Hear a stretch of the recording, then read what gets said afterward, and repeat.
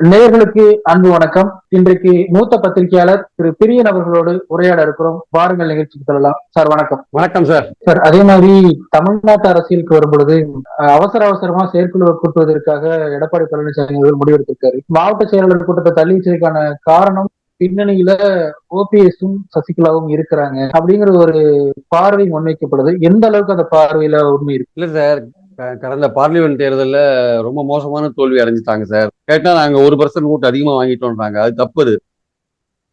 நீங்க 19 தேர்தலில் போட்டி போட்டது 22 தொகுதிகளில் போட்டி போட்டீங்க. ஆனா இந்த வாட்டி நீங்க 33 தொகுதிகளில் போட்டி போட்டீங்க. 10 தொகுதிகள் அதிகமா போட்டி போட்டு 1% ஓட்டு அதிகமா வாங்கினேன்னு சொல்றது ஒரு பெருமையா? அது ஆக்சுவலா அது எப்படி பெருமையா இருக்க முடியும்? உங்க ஓட்டெல்லாம் உங்க ஓட்டுகள் ஜெயலலிதா இருந்தபோது உங்ககிட்ட இருந்த உயர் ஜாதி ஓட்டுகள்லாம் பாஜகவுக்கு போயிடுது. உங்ககிட்ட இருந்த பெண்கள் ஓட்டுகள்லாம் திமுகவுக்கு போயிடுது. பல ஏரியாக்கள்ல தெற்குல நீங்க ஐந்து தொகுதிகளில் டெபாசிட் வாங்கல. மொத்தத்தில் தமிழ்நாட்டில் 7 தொகுதிகளில் டெபாசிட் வாங்கல நீங்க. இப்படி இருக்கும்போது பல தொகுதிகளில் 3வது வந்திருக்கீங்க. இப்படிலாம் ஒரு தொகுதியில 4வது வந்திருக்கீங்க.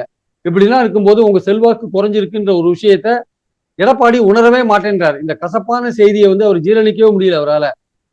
உடனே ஒரு குரல் எழும்புது, நீ 10 தோல்வி பழனிசாமி, 11 தோல்வி பழனிசாமின்னு ஒரு பிரச்சனை வருது. அப்ப என்ன பண்ணணும்னா, அந்த 6 மந்திரிகள் யோசிச்சாங்க, நம்ம ஒண்ணு சேரணும், பிரிந்து போனவங்க ஒண்ணு சேரணும். அப்போ சசிகலாவுக்கும் ஓபிஎஸ்க்கும் பெரிய செல்வாக்கு இருக்கான்னு ஒரு கேள்வி கேட்பாங்க. அவங்களுக்கு செல்வாக்கு இருக்குன்னு நான் சொல்லல. ஆனால் அவங்களுக்கு பிரிஞ்சு இருக்கிறதுனால கட்சி பிளவுபட்டு இருக்குன்னு மக்கள் மத்தியில ஒரு நம்பிக்கை இருக்கு. அதனால ஓட்டு போட மாட்டேங்கிறாங்க. அது ஒரு பாயிண்ட். அவங்க சேர்ந்தாங்கன்னா அதிமுக ஒன்றுபட்டு இருக்கின்ற ஒரு எண்ணம் உருவாகும், வலிமையா வரும் அப்படின்ற ஒரு எண்ணம் உருவாகும். அந்த எண்ணம் உருவாகணும்னா அவங்களை ஒண்ணு சேர்க்கணும். இதைதான் 6 மந்திரிகள் போய் சொன்னாங்க. எடப்பாடிக்கு என்னன்னா, தன்னுடைய பதவி போயிடுமோன்னு ஒரு பயமா இருக்கு. அவங்க எல்லாம் வந்தாங்கன்னா. எடப்பாடி ஜெயலலிதா கிடையாது. ஜெயலலிதா வெற்றியும் பார்த்தாங்க, தோல்வியும் பார்த்தாங்க. ஒரு வெற்றிக்கு அப்புறம் ஒரு தோல்வியை பார்த்தாங்க. நீங்க தொடர்ந்து தோல்வியே பார்த்துட்டு இருக்கீங்க. 26 தேர்தலில் வெற்றி பெறுவீங்களா இல்லையான்றது சந்தேகம். தொண்டர்களுக்கு ஒரு பெரிய இரிட்டேட்டிங்கா இருக்காது ஆக்சுவலா. இதே மாதிரி கட்சி போச்சுன்னா என்ன பண்றது? அப்ப எல்லாரும் ஒண்ணு சேருங்கன்ற ஒரு குரல் எழுது. இந்த மாவட்ட செயலாளர் கூட்டத்தில் அந்த குரல் வரும் அப்படின்னு எடப்பாடி பயந்தாரு. அதனால இதை கேன்சல் பண்ணிட்டாரு. கேட்டா ஆடி மாசம் கூட்டக்கூடாதுன்னு ஒரு கதையை சொல்றாங்க புதுசா. இப்ப செயற்குழு கொஞ்சம் எக்ஸ்பேண்டட் பாடியா இருக்கிறதுனால அதுல அவங்க ஆதரவாளர்களும் சேர்த்து கொஞ்சம் நிறைய பேர் இருக்கிறதுனால யாராவது இந்த பிரச்சனை எழுப்பினா கூட அதை நம்ம அடக்கிடலான்னு எடப்பாடி நினைக்கிறாரு. ஆனால் இது ரொம்ப நாள் இந்த விஷயத்தை அடக்க முடியாது. ஏதோ ஒரு கட்டத்தில் இது வெடிச்சே தீரும். வரப்போற செயற்குழுல இது வெடிக்கல வச்சுக்கோங்க. அது எடப்பாடி வேறு பல வேலைகள்லாம் செஞ்சுட்டு இருக்காரு. அதாவது செயற்குழு உறுப்பினர்களை கூப்பிட்டு தனித்தனியா நீங்க எந்த பிரச்சனையும் கலப்பாதீங்க, உங்களுக்கு தேவையான விஷயங்கள் நான் கவனிச்சுக்கிறேன்னு அவங்களுக்கு சொல்றது. அதே மாதிரி எம்எல்ஏக்களை கூப்பிட்டு நீங்க எந்த விஷய பிரச்சனையும் கலப்பாதீங்க, வரப்போற தேர்தலில் உங்களுக்கே நான் சீட் கொடுத்துட்றேன், நான் யாரும் மாத்தல, நீங்களே நிக்கலாம் அப்படின்னு சொல்லிட்டு அவங்கள சமாதானப்படுத்துற மாதிரி நீங்க எந்த பிரச்சனையும் கலப்பாதீங்க அப்படின்றாரு. இந்த 6 மந்திரிகளும் என்ன பண்றாங்க, சரி இந்த பிரச்சனையை கலப்பினா கட்சியில மேலும் ஒரு பிளவு வந்துடும் ஒரு எண்ணம் வரும், அதனால இதை நம்மளே டீல் பண்ணிக்கலாம், செயற்குழு பொதுக்குழுல இதை கலப்பாதபடி பார்த்துக்கலாம், நம்ம டீல் பண்ணிக்கலாம், நம்ம எடப்பாடியை நம்ம அவரை வழி கொண்டுடலாம் அப்படின்னு அவங்க நினைக்கிறாங்க. அது எப்படி ஒரு முடிவு போகும்னு சொல்ல முடியாது. ஆனா மக்கள்கிட்ட ஒரு பெரிய, அவர் என்ன நினைக்கிறார், எடப்பாடி திமுக கவர்மெண்ட் மேல பெரிய வெறுப்பு இருக்குன்றது உண்மை. அதே விஷயம் உங்களுக்கு நல்ல காரியம் பண்ணதுனால நல்ல பேரும் இருக்கு. அந்த வெறுப்பு நமக்கு திமுக விட்டு அதிமுகவுக்கு தான் ஓட்டு போடுவாங்க மக்கள் அப்படின்னு அவர் நினைக்கிறார். அது பழைய காலம். அது கருணாநிதி எம்ஜிஆர் இருந்த போது இருந்த காலம், இப்ப கிடையாது. அப்பவே கூட கருணாநிதி இருக்கும்போதே கூட ஜெயலலிதா 2வது தடவையா வந்தாங்கன்றதை நம்ம பார்த்தோம். இப்ப இருக்கிற காலம் எப்படின்னா, நீங்க வலிமையா இருந்தாதான் நீங்க மாற்றா இருப்பீங்க. நீங்க வலிமையா இல்லாம தொடர்ந்து தோல்வியை தழுவிட்டு இருக்கீங்க. ஓபிஎஸ் பின்னாடி போறீங்க ரெட்டையில போது, தேனிக்கு தினகரனுக்கு பின்னாடி ரெட்டையில போது, அண்ணாமலைக்கு பின்னாடி ரெட்டையில போகுதுன்னா உங்களை நம்பி எப்படி எப்படி ஓட்டு போடுவாங்க? அதனால திமுகவுக்கு மாற்று அதிமுக என்கிற எண்ணம் அது உண்மையா மக்கள் நம்பினாங்கன்னா எப்ப தெரியுமா நம்புவாங்க? நீங்க எல்லோரும் ஒன்றுபட்டு கட்சியை வலிமைப்படுத்தினால்தான் நம்புவார்களே தவிர, நீங்க இந்த மாதிரி கட்சியை வச்சிருந்தீங்கன்னா திமுகவுக்கு மாற்று அதிமுக நினைக்க மாட்டாங்க. அந்த இடத்துல வேற ஏதாவது ஒரு கட்சியை பொருத்தி பார்ப்பாங்க. இல்ல ஓட்டுகள் திமுகவுக்கு எதிரான ஓட்டுகள் தனித்தனியா பிரியும். இதனால திமுகவுக்கு அட்வான்டேஜ் தான் ஜாஸ்தி. அதில் நீங்க திமுகவுக்கு மாற்றாக வலிமையாக வர வேண்டும் என்றால் நீங்கள் ஒன்றுபட வேண்டிய கட்டாயம் இருக்கிறது. இந்த கசப்பான உண்மையை எடப்பாடி ஜீரணிக்க மறுக்கிறார். காரணம், அவருடைய பதவி போயிடுன்னு பயப்படுறாரு. அவங்க எல்லாம் வந்தாங்கன்னா நம்ம பதவி போயிடுன்ட்டு. அவர் மட்டும் பயந்தா பரவாயில்ல, அவரு கீழே இருக்கிற மாவட்ட செயலாளர், ஒன்றிய செயலாளர் எல்லாரும் பயப்படுறான். ஏன்னா ஓபிஎஸ்ஓ சசிகலாவோ தினகரனோ அவங்க குரூப் உள்ள வந்ததுன்னா அவங்க ஆளுங்களுக்கு பதவி கொடுக்க வேண்டியிருக்குமே, அப்ப நம்ம பதவி போயிடுமே, அவங்களும் பயப்படுறான். இந்த பதவியில் இருக்கிறவனோட சுயநலம் காரணமாகத்தான் இந்த அதிமுகவில் ஒற்றுமை ஏற்படாமல் இருக்கிறது. அது இந்த ஆனா உண்மையிலேயே கட்சி மேல் அக்கறை உள்ள தொண்டர்கள், சில முன்னாள் அமைச்சர்கள், அவங்களுக்குலாம் ஏதோ ஒன்று பண்ணணும், நம்ம பண்ணினாதான் மக்கள்கிட்ட நம்பிக்கை பெறுவோம், ஒன்றுபடணும்ன்ற ஒரு எண்ணம் இருக்கு. அது இந்த மாவட்ட செயலாளர் கூட்டத்தில் ஒரு பிரச்சனை கிளம்புறதா இருந்தது. இப்ப செயற்குழு கூட்டத்தில் கிளம்புவான்னு தெரியல. இப்ப என்ன பிரச்சனைனா, யார் பூனைக்கு மணி கட்டுறது? ஏன்னா பிரச்சனையை எழுப்பினா அந்த பிரச்சனைக்கு வந்து ஆதரவு வரணும். சப்போஸ் எல்லாரையும் வந்து எடப்பாடி வாய மூடி வச்சிருந்தாருன்னா, யாரும் ஆதரவு கொடுக்கலைன்னா பிரச்சனையை எழுப்பினவன் வந்து பலியாடு ஆயிடுவான் அவன். அதனால வந்து பிரச்சனையை யார் எழுப்புறதுன்றதுல ஒரு குழப்பம் இருக்கு அவங்களுக்கு. ஆக்சுவலா செயற்குழு உறுப்பினர்களுக்கு ஒரு குழப்பம் இருக்கு, மாவட்ட செயலாளருக்கு ஒரு குழப்பம் இருக்கு. அது நம்ம நான் எழுப்பினா நீங்க எல்லாம் உடனே கூட சேர்ந்து நீங்க குரல் எழுப்புவீங்களா அப்படின்னு பல பேர்கிட்ட தனித்தனியா ஒவ்வொருத்தர் கேட்டுட்டு இருக்காங்க. ஆனா அந்த இடத்துல எக்ஸாக்டா என்ன நடக்கும்னு தெரியாதனால இந்த குரலை எழுப்புறதா வேண்டாமான்ற ஒரு குழப்பம் வந்து செயற்குழு உறுப்பினர்கள் மாவட்ட செயலாளர் மத்தியில இருக்கு. இதுக்கு நடுவில் வந்து எடப்பாடி என்ன பண்றாரு, உங்களுக்கு வேண்டிய விஷயத்தெல்லாம் நான் கவனிச்சுக்கிறேன், நீங்க அப்படியே சைலண்டா, அதான் இந்த தோல்வியெல்லாம் எதுவும் நடக்காத மாதிரியும், ஏதோ எடப்பாடி தான் வந்து ஜெயலலிதா மாதிரியான பெரிய தலைவர் மாதிரியும், இதெல்லாம் கண்டுக்காத சகஜமா கடந்து போகணும்னு எடப்பாடி பாக்குறாரு. அது வரப்போற செயற்குழுல அது வெடிக்குதா இல்ல புஸ்வானமா போதான்னு செயற்குழுல தெரியும். இப்ப எஸ்பி வேலுமணி போன்ற முன்னாள் அமைச்சர்கள் இப்போதும் எடப்பாடி பழனிசாமிக்கு அழுத்தம் கொடுக்கறதாகவும் பாஜகவோடு நம்ம அணி சேரணும் அப்படிங்கிற அழுத்தம் கொடுக்கறதாகவும் சொல்லப்படுது. இன்னொரு பக்கம் அண்ணாமலை தான் அதிமுகவோட உள்ள கூட்டணியை முறிக்கிறதுக்கான காரணமா இருந்தாரு, அந்த தலைமையை மாத்திடுறோம் அப்படின்னு டெல்லி தலைமை வந்து அதிமுக தலைமையோட சமாதானம் பேசுறதாகவும் சொல்லப்படுது. எந்த அளவுக்கு இந்த செய்தி உண்மையா இருக்க வாய்ப்பு இருக்கு? சார் பாஜகலையும் வந்து அதிமுகவோட கூட்டணி சேரணும்ட்டு எண்ணத்துல நிறைய பேர் இருக்காங்க சார். உதாரணமா துணைத் தலைவர் சீனிவாசன், அவர் இப்போ அண்ணாமலை லண்டனுக்கு போனாருன்னா அவர் பொறுப்பு தலைவராக வருவார்னு ஒரு பேச்சு இருக்கு. அவர் என்ன சொல்றாரு, திமுகவை முறியடிக்க வேண்டும் என்றால் அதிமுகவுடன் சேர்ந்தாதான் முடியும்னு சொல்றாரு, ஓப்பனா சொல்றாரு. ஆனா அண்ணாமலை ஏங்க அப்படி, அண்ணாமலை இருக்கிறதுனால தான் கூட்டணி அமையலன்னு கேட்டா, அண்ணாமலையோட பாயிண்ட்டும் கரெக்டு தான். எதிர்காலத்துல கட்சி வலிமையா இருக்கணும், இப்படி தனியா போய் நம்ம தேர்தல் நின்னாதான் வலிமைப்படுத்த முடியும்னு அவர் நினைக்கிறாரு. அதுல அது தப்பு இல்லை. ஆனா இப்ப இருக்கிற நிலைமைக்கு இமிடியேட்டா வந்து ஒரு பெனிஃபிட் வரணும்னா நம்ம வந்து அதிமுகவோட சேர்ந்து திமுகவை தோக்கடிக்கிறது தான் ஒரே வழியா இருக்கும், மெகா கூட்டணி அமைச்சு தோக்கடிக்கிறது தான் ஒரே வழியா இருக்கும்னு அவர் சொல்றாரு. அப்ப அந்த மாதிரி எண்ணத்தோட நிறைய பேர் பாஜகலையும் இருக்காங்க. அதிமுக வேலுமணி சொல்றாருல, பாஜகவோட சேர்ந்து தான் வின் பண்ணிருக்கலாம் தானே சொல்றாரு அவரு. ஸோ அப்படி இருக்கும் பொழுது ரெண்டு பேருக்கு அந்த எண்ணம் இருக்கு. எடப்பாடிக்கு என்ன பிரச்சனைனா, அப்படி ஒரு கூட்டணி அமைஞ்சா அதுலயும் வந்து நம்ம தான் கூட்டணிக்கு தலைவர், நம்மள முதல்வர் கேண்டிடேட்டா நிறுத்தணும், அப்படிதான் அவருடைய எண்ணம். அதுதான் எதா இருந்தாலுமே நான் தான் எதிர்கட்சி தலைவர், நான் தான் முதல்வர் கேண்டிடேட் அப்படின்றது அவருடைய பாயிண்ட். நம்மளுடைய இன்ட்ரெஸ்ட் எங்கேயும் போகக்கூடாது. அப்போ நீங்க பாஜகவோட கூட்டணி வந்தா நான் தான், அண்ணாமலை இருக்காரோ இல்லையோ, ஒரு திருப்பி மீண்டும் வராரோ, இங்க தலைவரா இருக்காரோ, இல்ல டெல்லிக்கு போறாரோ, இதெல்லாம் ஒரு பக்கம். கூட்டணி எலெக்ஷன் நடந்து போச்சு, அண்ணாமலை இருந்ததுனால கூட்டணி அமையல. இப்போ மேலிடம் வந்து கூட்டணிக்கு ட்ரை பண்ணாங்க, அண்ணாமலை இல்ல நம்ம தனியாவே போய் நம்ம செல்வாக்க பார்த்துடலாம்னாரு. செல்வாக்கு ஒண்ணும் இல்ல, 0 தெரிஞ்சு போச்சு. இப்போ என்ன அடுத்தது, சரி நீங்க இடத்த காலி பண்ணுங்க நாங்க பாத்துக்கிறோம்னு மேலிடம் சொல்லுது. அப்போ மேலிடம் வரும்பொழுது நான் தான் முதல்வர் கேண்டிடேட் என்ன ப்ரொஜெக்ட் பண்ணணும்ன்றதுதான் எடப்பாடியோட கோரிக்கை. அதுக்கு பாஜக ஒத்துக்கணும். அதை வேலுமணி தங்கமணி அதை நாங்க டீல் பண்ணிக்கிறோம் அப்படின்னு சொல்றாங்க.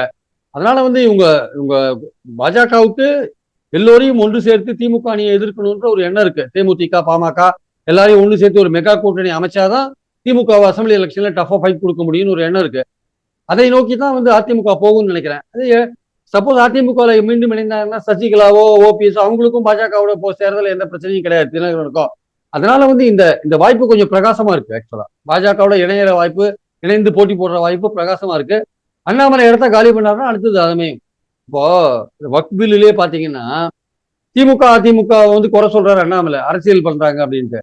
இதே எடப்பாடியும் கடுமையா அறிக்கை விட்டுருக்காரு, எடப்பாடியை பத்தி ஒன்றும் பேச மாட்டேன்றாரு அண்ணாமலை. ஏன் அவங்களுக்குள்ள இன்னும் பாஜக மேலிடத்துலையும் சொல்லியிருக்காங்க, நீ இன்னும் பெருசு படுத்திட்டு போயிடாத, நீங்க பேசாம அமைதியாரு, ஏதோ அதிமுக பத்தி நீங்க ஒன்றும் கண்டுக்கூடாதுன்னு சொல்லிருக்காங்க. அதனால அதிமுக பத்தி எந்த பாஜக தலைவரும் அதிமுக பத்தி எதுவுமே சொல்ல மாட்டாங்க. அவங்களுக்குள்ள ஒரு உறவு இருக்கதான் செய்யுது. தங்கமணி எல்லாம் தனிப்பட்ட முறையிலே உறவு வச்சிருக்காரு, பியூஷ் கோயலோடலாம் நல்ல ரேப்போ வச்சிருக்காரு. அவங்கலாம் அவங்களுக்கு வந்து ஒண்ணு இந்த என்போர்ஸ்மெண்ட் இந்த விஷயங்கள்ல இருந்து பாதுகாத்துக்கணும். இன்னொன்று வந்து வரப்போற தேர்தல் எம்எல்ஏ தேர்தல், அதுல நீங்க பாஜகவும் அதிமுகவும் பிரிஞ்சிருந்து வச்சுக்கோங்க, கொங்கு மண்டலத்திலேயே தங்கமணியும் வேலுமணியும் வெற்றி பெறதே கேள்விக்குறி ஆயிடும். அவங்களுக்கு அவங்க அவங்க சூழ்நிலும் இருக்கு. பாஜகவும் அதிமுகவும் இணைஞ்சிருந்தால் ஒருவேளை டஃப் ஃபைட் கொடுத்து தங்கமணி வேலுமணி எல்லாம் வின் பண்ணலாம். பாஜகவும் அதிமுகவும் பிரிஞ்சிருந்து வச்சுக்கோங்க, கொங்கு மண்டலத்துல போன வாட்டி 10க்கு 10 வந்தாங்கல்ல, அது இந்த வாட்டி வரதுக்கான வாய்ப்பே இல்லை. வேலுமணியே ஜெயிப்பாரான்னு தெரியாது. அதுதான் அங்க நிலைமை. அதனால தங்களுடைய சுயநலத்துக்காகவாவது இந்த கட்சியை நம்ம கூட்டணி வச்சுக்கணும்னு அவங்க நினைக்கிறாங்க. அதே சமயம் வலிமையா இருக்கணும், ஒன்னா இருக்கணும், சவுத்துலயும் ஓட்டு வாங்கணும், டெல்டாலையும் ஓட்டு வாங்கணும்னு நினைக்கிறாங்க. நம்ம தலைமை பதவியெல்லாம் அப்புறம் தீர்மானிச்சுக்கலாம், எலெக்ஷன் முதல்ல ஒன்னா சேர்ந்து சந்திப்போன்றதான் அவங்களுடைய பாயிண்டா இருக்கு. விக்கிரவாண்டி இடைத்தேர்தல்ல இருந்து முன்னாள் அமைச்சர் சி வி சண்முகம் ஒரு சைலண்ட் மோடுக்கு போன மாதிரி இருக்கிறாரு. எதனால, ஏன் அப்படி எதுவும் அப்செட்ல இருக்காரு? அவருக்கு என்னன்னா, முதல்ல வந்து அவருக்கு வந்து பாஜகவோட கூட்டணி விரும்பல சார். அவருக்கு வந்து அதிமுக ஒன்றுபடணும்னு ஒரு எண்ணம் இருக்கு. ஓபிஎஸ் சசிகலா எல்லாரும் சேர்க்கணும், ஒன்றுபடணும்னு ஒரு எண்ணம் இருக்கு. அதே சமயம் பாஜகவோட கூட்டணியை வந்து அவர் விரும்பல. ஏன்னா அவர் இருக்கிற மத்திய மாவட்டங்கள்ல பாஜக பெரிய அளவு செல்வாக்கோட இல்லை. ஆனா கோயம்புத்தூர் நிலைமை அப்படி இல்லை, வேற மாதிரி இருக்கு. சவுத் வேற மாதிரி இருக்கு. அங்கெல்லாம் வந்து அதிமுக பாஜக கூட்டணி இருந்தா கொஞ்சம் டஃப் ஃபைட் திமுக கொடுக்கலாம். சென்ட்ரல் டிஸ்ட்ரிக்ட்ல அப்படி இல்லை. அதனால பாஜகவோட கூட்டணி செய்யறதுல அவருக்கு சிவி சண்முகத்துக்கு இன்ட்ரெஸ்ட் இல்லை. அவர் தோற்றதுக்கு காரணமே பாஜகவோட கூட்டணி இருந்தாதான் நான் தோத்த எம்எல்ஏ எலெக்ஷன் சொல்லிட்டு இருக்காரு. அவருக்கு என்ன பிரச்சனைனா, இந்த தங்கமணி வேலுமணி கொங்கு ஆட்கள் கையில கட்சி போயிடுமோன்னு ஒரு இது இருக்கு. அதனால அவர் கேபி முனுசாமி அவரும் என்ன பண்றாங்க, ஓரளவுக்கு பேலன்ஸ் பண்ணி கட்சியை வந்து ஓரளவுக்கு கொங்கு மக்கள் கையில போயிடக்கூடாது அப்படின்னு நினைக்கிறாங்க. அதனால என்ன பண்றாங்க, அந்த இன்ட்ரெஸ்ட் என்ன பண்றாங்க, இப்படியே இருந்தா அவங்க ஹைஜாக் பண்ணிடுவாங்க கட்சியை. அதனாலயாவது நம்ம ஓபிஎஸ் சசிகலா தினகரன் எல்லாம் சேர்த்தா ஒரு பேலன்ஸ் பண்ண முடியும், கட்சியில வந்து ஒரு ஜாதி ரீதியான பேலன்ஸ் எல்லாம் இருக்கும் அப்படின்னு அவங்க சேர்க்கணும்னு சிபி சண்முகம் நினைக்கிறாரு. அதனால பாஜகவோட சேரக்கூடாதுன்னு நினைக்கிறாரு. ஆனா இவங்களுக்கு என்னன்னா, ஓபிஎஸ் சசிகலா தினகரன் வேலுமணி தங்கமணி ஈவன் எடப்பாடி கூட பாஜகவோட சேரணும்னு இருக்கு. அந்த விஷயத்துல அவங்களுக்குள்ள கருத்து வேறுபாடு இருக்கு. ஆனா சிபி சண்முகத்துக்கும் வேலுமணிக்கும் ஒரு ஒற்றுமை என்னன்னா, கட்சி ஒன்னாகணும்னு ஒரு ஒற்றுமை இருக்கு. அதுல ஒற்றுமை இருக்கு. பாஜகவோட சேர்றதுல கொஞ்சம் கருத்து வேறுபாடு இருக்கு. அதெல்லாம் பேசி தீர்த்துக்கலாம், ஒன்றும் பிரச்சனை இல்லைன்ற மாதிரி இருக்காங்க. சிபி சண்முகம் வந்து என்ன சொல்றாரு, இந்த சேர்க்கறதுல வந்து ஒரு முடிவு எடுக்கலைன்னா நம்ம ஒரு பிரச்சனையை கிளப்பணும் இந்த செயற்குழுலன்னு சொல்லியிருக்காரு. இப்போ அவங்க ஆளுங்கிட்ட சொல்லியிருக்காரு. அது எவ்வளவு தூரம் உண்மைன்னு தெரியாது. ஆனா அதே சமயம் எடப்பாடியும் வந்து சிவி சண்முகத்திட்ட பேசிட்டு இருக்காரு. நம்ம பேசி தீர்த்துக்கலாம், நீங்க எதுவும் பிரச்சனை பண்ணிட்டாதீங்க செயற்குழு, அப்புறம் நம்ம கட்சி பேர் கெட்டு போயிடும் சொல்லியிருக்காரு. என்ன நடக்கும்ன்றதை பொறுத்து இருந்தா பார்க்கணும். சார், இப்ப சசிகலா அவர்கள் அடுத்த கட்டமா தென் மாவட்டங்களில் தங்களுடைய சுற்றுப்பயணத்தை தொடர்ந்துகிட்டு வர்றாங்க. சசிகலா ஒரு பக்கம் சுற்றுப்பயணம் மேற்கொண்டாலுமே இன்னமும் ஓபிஎஸ் அவர்களும் சசிகலா அவர்களும் வெளிப்படையா சந்திச்சு பேசிக்கிடல, அவங்களுக்குள்ளேயே ஒற்றுமை இல்லை அப்படிங்கிற ஒரு பார்வையும் எடப்பாடி பழனிசாமிக்கு ஆதரவா உள்ள அதிமுகவினர் முன்வைக்கிறாங்க. எந்த அளவுக்கு இந்த ஒற்றுமை சாத்தியம், சசிகலாவுடைய பயணம் எந்த அளவுக்கு வச்சு சசிகலாவும் ஓபிஎஸும் சந்திக்கல, சசிகலாவும் தினகரனும் சந்திக்கல, இதெல்லாம் இருக்கலாம் சார். பட் நாளைக்கு ஒற்றுமைன்னு ஒரு விஷயம் வரும்போது அது 1 மணி நேரத்துல எல்லாம் முடிஞ்சு பேசி தீர்த்துக்கலாம், ஒன்றும் பிரச்சனை கிடையாது. அதாவது அவங்க சந்திக்கலைன்றது ஒன்றும் பெரிய விஷயம் கிடையாது. அவங்க பேசிக்கவே இல்லைன்னு நம்மளால சொல்ல முடியுமா? சந்திக்கலைன்றது வேற விஷயம். அவங்க பேசிக்கவே இல்லைன்னு சொல்ல முடியுமா? சொல்ல முடியாது, நமக்கு தெரியாது. அவங்க பேசினாங்களா இல்லையா நமக்கு தெரியாது. ஆனா சசிகலாவுடைய பயணம் வந்து திட்டமிட்ட ஒரு சரியான முறைப்படி செய்த பயணமா தெரியல. ஏன்னா அவங்களுக்கு எதிர்பார்த்த ஆதரவு கிடைச்ச மாதிரி தெரியல. ஏன்னா அவங்களுடைய பயணம் வந்து சரியா திட்டமிடப்படலை. ஒரு ஊருக்கு போறாங்கன்னா அங்க இருக்க அதிமுக காரங்களை சந்திச்சு ஏன் கட்சி ஒன்றுபடணும்னு அங்க இருக்கிற நிர்வாகிகளை கூப்பிட்டு தனியா பேசி முடிவு பண்ணணும். அதெல்லாம் அவங்க பண்ண மாதிரி தெரியல. ஏதோ கார்ல ஏறி ஏதோ தேர்தல் பிரச்சாரம் மாதிரி அவங்க போறாங்க. அது சரியா வராது. அது மக்களை சந்திக்கிறது இருக்கு, அது வேற விஷயம். ஆனா நீங்க யாரை சந்திக்கணும்னா அதிமுக நிர்வாகிகளை சந்திக்கணும். அதிமுக நிர்வாகிகளை சந்திச்சு ஒற்றுமைக்கான ஒரு விஷயத்தை வலியுறுத்தணும். அப்போ ஒரு டிஸ்ட்ரிக்ட்டுக்கு நீங்க போறீங்க, ஒரு ஒன்றியத்துக்கு போறீங்கன்னா அங்க இருக்கிற வட்ட செயலாளர்கள், பேரூர் செயலாளர்கள், கிளைக்கழக செயலாளர்கள், நகர செயலாளர்கள் எல்லாரையும் கூப்பிட்டு வரணும். கூப்பிட்டு உங்க ஆளுங்க அதுக்கெல்லாம் முன்னாடி போய் ஏற்பாடு பண்ணணும். உங்க ஆட்கள் முன்னாடி போய் அங்க நீங்க அம்மா வந்து பாருங்க, வந்து பேசுங்க அப்படின்னு சொல்லி கூப்பிட்டு வரணும். அங்க 100 பேர் இருந்தானா குறைஞ்சது 70 பேராவது வரணும். வந்தானா நீங்க அவங்க கிட்ட கட்சியோட ஒற்றுமை ஏன் வரணும், நான் கட்சி ஒற்றுமைக்கு ரெடியா இருக்கேன், எனக்கு பதவி கூட வேண்டாம், கட்சி ஒன்றுபட்டா போறோம் அப்படின்னு நீங்க சொல்லணும். ஏன்னா இங்க இருக்கிற பாதி பேருக்கு என்ன பயம்னா, எடப்பாடி ஆளுங்களுக்கு சசிகலா வந்தா நம்ம பதவி போயிடுமோன்னு பயம் இருக்கு. அது அவங்க வந்து இல்ல, நான் கட்சிக்குள்ள வந்தா கூட இந்த மாதிரி உங்க பதவியெல்லாம் நீங்க கன்டினியூ பண்ணிக்கலாம், நானும் எதுக்கும் ட்ரை பண்ண மாட்டேன், என்னுடைய ஒரே ஆசை வந்து கட்சி ஒற்றுமையா இருந்து 26ல ஆட்சிக்கு வரணும் தான் என்னுடைய நோக்கம், அதனால எல்லாரும் ஒன்றுபடுங்க அப்படின்னு சொல்ற ஒரு விஷயமா இருக்கணுமே தவிர, அவங்க வந்து தேர்தல் மாதிரி போனாங்கன்னா அவங்களுக்கு எதிர்பார்த்த இடத்துல எதிர்பார்த்த ஆதரவு எல்லாம் கிடைக்கல ஆக்சுவலா. அதனால அவங்க பயணம் வந்து சரியான பிளான் பண்ணப்பட்ட ஒரு பயணமா தெரியல. அவங்க இனிமே பிளான் பண்ணி போகணுன்றது என்னுடைய கருத்து. பல்வேறு விடயங்கள் குறித்து பொறுமையாகவும் விரிவாகவும் விளக்கமாகவும் கருத்துக்களை பகிர்ந்து கொண்டமைக்கு மிக்க நன்றி.